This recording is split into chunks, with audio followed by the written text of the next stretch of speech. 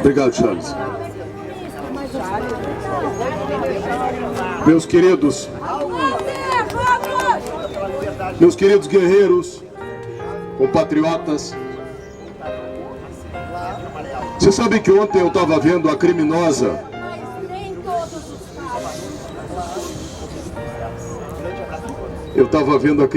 fala do Gilmar Mendes. E o Gilmar Mendes diz o seguinte, para dar o testemunho de que parece que eles estão fora do... que eles vivem de fato numa torre de marfim. Uma bolha. A bolha dos deuses. Dos deuses, é um Olimpo, né? É um Olimpo. Eles se acham inatingíveis e na verdade hoje são. Vou abrir um parênteses no meu raciocínio. Vocês imaginam que é possível, por exemplo, a gente conseguir hoje a quebra do sigilo telemático de algum ministro do STF? Claro que não, óbvio. Não. Vocês imaginam que seja possível, por acaso, a gente conseguir a quebra do sigilo bancário de algum ministro do STF? Não conseguimos. Então, quer dizer, eles têm absoluta certeza, e nós, infelizmente, temos também, de que eles estão no Olimpo, que eles são inalcançáveis. E o Gilmar Mendes diz lá pelas tantas o seguinte, parece que de repente o problema, ou todos os problemas do Brasil são o STF. E são. Tá?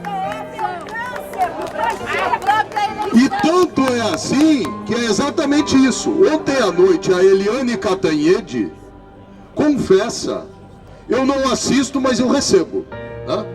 E vocês também. Não assisto porque, na verdade, a destruição dos valores do nosso país e esse gramscismo que está acontecendo, a Globo é um dos principais instrumentos. Tá? Eu não assisto, mas recebo. E a Eliane Cantanhede fala uma coisa... E a Elaine fala uma coisa que deveria corar até a dona do bordel ali. Mas o pessoal perdeu o pudor. A diferença de pudor e vergonha. Vergonha é eu, por exemplo, ter constrangimento de falar aqui em público. Uma coisa que é certa, mas eu tenho um constrangimento. Agora, pudor é perder a vergonha de fazer o que é errado. Perder o constrangimento de fazer o que é errado. E o que nós estamos assistindo é que se perdeu um pudor, né? Além da perversidade, né? Além do discurso, da despedida da ministra Rosa Weber, olhando para o Alexandre de Moraes, nós fomos lá, ministros, e fizemos uma oração. Oração satânica. Mas é a profanação. É a profanação de todos os valores que a gente acredita do que há de mais sagrado. Então o Gilmar Mendes dizer aquilo que disse ontem, que parece que o principal problema do Brasil, de repente, descobriram no STF, que bom que ele descobriu, porque é isso mesmo. E que bom que o Rodrigo Pacheco, depois de tanto tempo, acordou, e vamos ver até quando ele vai permanecer acordado, né? Porque a reação de hoje é uma coisa absolutamente inaceitável numa república. As falas dos ministros, Ávila, de dizer que receberam ontem, dos senadores, durante a votação, telefonemas dos ministros do STF para interferir diretamente na votação, o que é uma violação direta da Constituição que nós temos aqui, que determina autonomia, independência e harmonia entre os poderes, e é tudo que a gente não está vendo exatamente a partir de onde, gente? Do STF. Quem deveria dar o exemplo, resguardar a Constituição e manter aquilo que para nós cidadãos deveria ser sagrado também, o nosso respeito pela justiça. Aliás, tem uma coisa que as pessoas não se percebem, talvez seja a primeira oportunidade que eu tenho publicamente de falar isso e compartilhar com vocês esse conhecimento. Colocaram aquela estátua da justiça lá. Tem uma coisa que serve de instrumento de manipulação das pessoas, da sociedade. Muitas vezes as pessoas não sabem. A linguagem é uma delas. Mas a outra se chama semiótica. A linguagem dos símbolos, dos sinais. A justiça que a gente conhecia até então era uma justiça como a venda. Por quê? Porque a justiça não podia ter paixão. Ela tinha que ser cega. Aquela justiça ali está sem venda. A justiça que a gente conhecia e que a gente deseja, ela segura uma espada numa mão, e é o poder que a gente delega para o Estado para que ele prenda pessoas, como está acontecendo com os nossos compatriotas, e na outra mão a balança. Cadê a balança dessa justiça? O que aconteceu há 30 e poucos anos atrás, e as pessoas não se apercebem, a partir de um movimento que veio vindo dentro do judiciário, a partir das universidades, é que eles foram dominando a linguagem, dominando os sinais. Vereador Conceição, um abraço. Foram dominando a linguagem, foram dominando os sinais e foram fazendo aquilo que Antônio Gramsci lá na década de 40 ensinou. Não vamos enfrentar mais os tanques, vamos ocupar as escolas. Vamos formar os jornalistas, vamos formar os psicólogos e os professores. A besta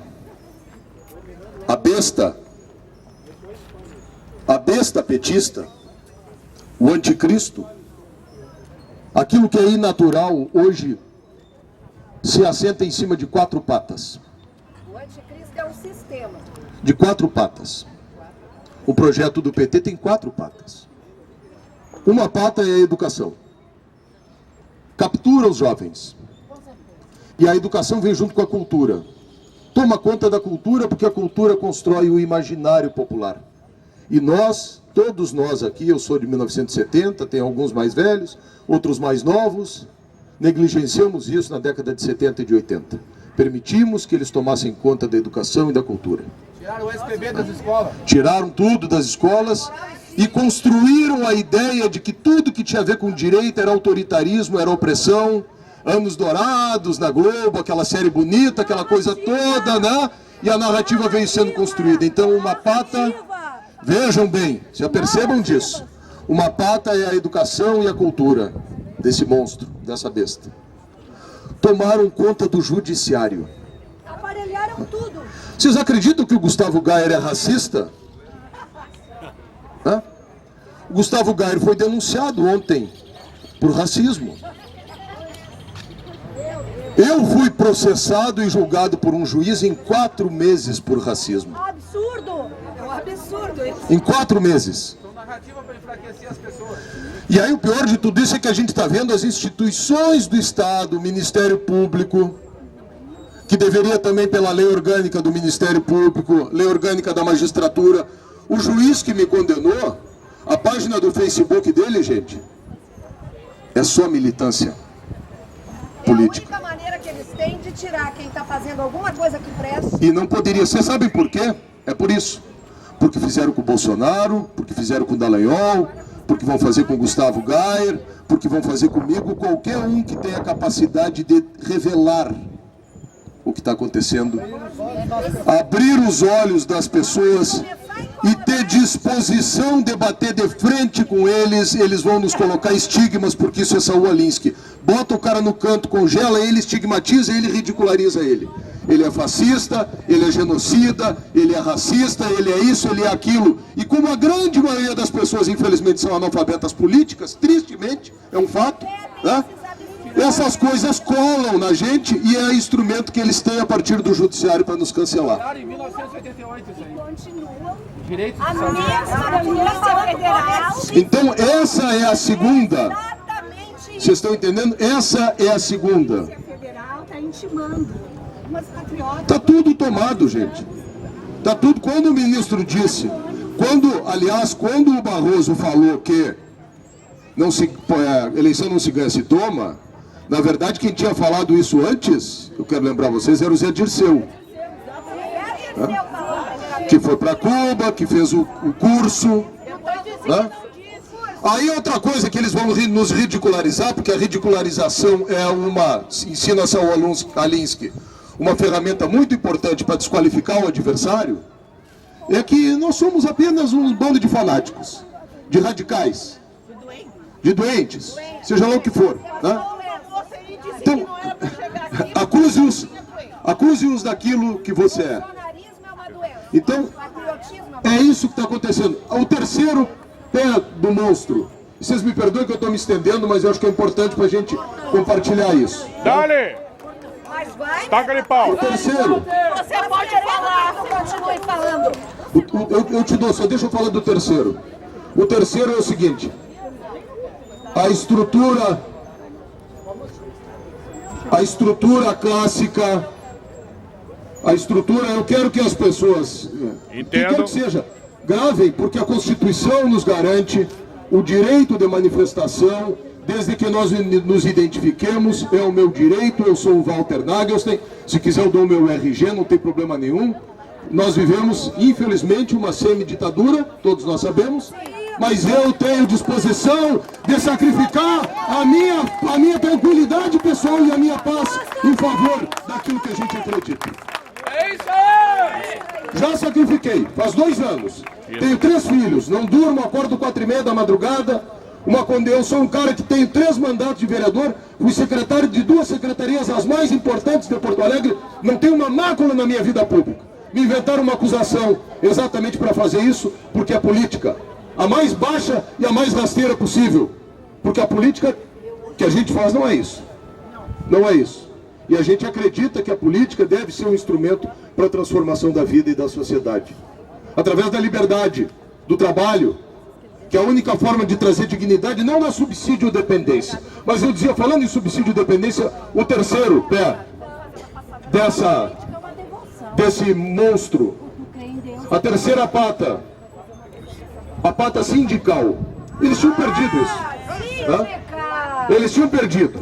E agora eles estão refazendo isso. Recria a contribuição sindical, instrumentaliza de novo o sindicato, pega o dinheiro que nós estamos gerando aqui para botar dinheiro lá, aí o cara viaja, paga mortadela, sanduíche, essa coisa toda, e reestrutura. Alto salário, reestrutura imunidade sindical. É claro que os direitos dos trabalhadores, a educação, tudo isso é importante, ninguém está falando contra. Nós só estamos falando como é que esta coisa se coloca em pé e qual é o projeto. Ontem, gente, dia 23 de novembro de 1935, foi o dia, viu meninas? 23 de novembro, ontem, de 1935, foi o dia que estourou no Brasil a intentona comunista. Ontem. Ontem. Né? Vejam o seguinte, esse propósito tem quase 100 anos. Uma das coisas que nos ridicularizam é dizer o seguinte, eu vejo nas minhas páginas sociais, nos meus debates, quando eu vou em escolas, universidade, mas se a gente é doente, não existe comunismo.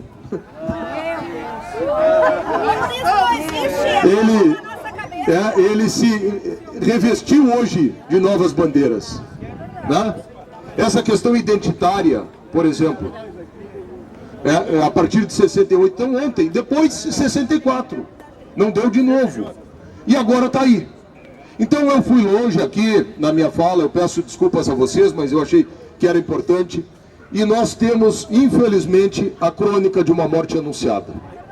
Um pai de família, um brasileiro, um trabalhador, um homem cujo único crime foi desejar que a justiça não fosse colocada a serviço da manipulação para reconduzir a presidência do país, um ex-condenado, descondenado de uma forma absurda por juízes que eram parciais e que provocou parciais e parceiros, e que provocou uma indignação justa da cidadania, e aí a cidadania hoje está penando com processos que simulam o devido processo legal e condenações de 15, 18, 17, podia ser até de 2 anos, qualquer uma que seja injusta, já é absurdo. Mas não há mal que dure para sempre. É verdade! Isso. Então fé, meus amigos, fé, porque se nós passamos por momentos turbulentos, se tentam apagar a nossa chama, Não apagarão. eu disse lá no Parcão no dia 15 e repito aqui para vocês, enquanto houverem guardiões, pessoas dispostas a levantar as nossas cores e resguardar e guardar os nossos valores, a esperança continua. E a Argentina acabou de nos mostrar que a esperança é maior que a utopia. A esperança é maior que a mentira. A Holanda também, outros tantos países também. E aqui também nós haveremos de triunfar, porque vocês são os guardiões da nossa esperança. Obrigado.